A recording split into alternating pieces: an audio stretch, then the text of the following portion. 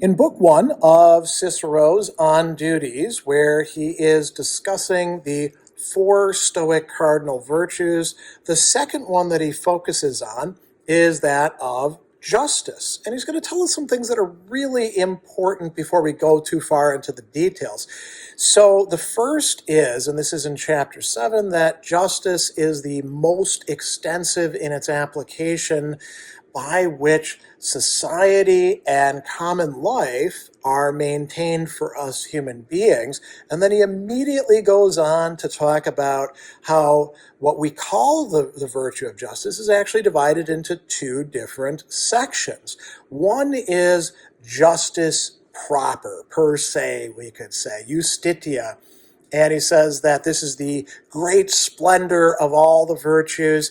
And this is, the thing on account of which we call a person good. But equally important, there is beneficence, beneficentia in Latin, also called kindness, benignitas, or generosity, liberalitas. And the first part is going to include, if we want to give it an outline, not harming other people or allowing them to be harmed through our own inaction, respecting both common and private property, and also a kind of faithfulness or fidelity and truth made in relation to the promises or agreements that we've made. And he says that none of these are completely absolute. In chapter 10, we need to intelligently apply these, so prudence is part of this. So, for example, not every single promise ought always to be kept.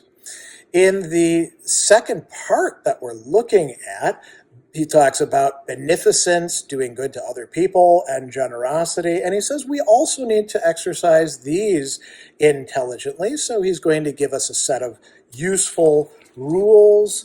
He's also going to tell us that it is, you could say, the most comprehensive connection or bond that connects all of us human beings together, not only in the family or the society, but the entire human race. And so we see here a reference to what's called Stoic cosmopolitanism, and then he examines closer, as he calls them, circles.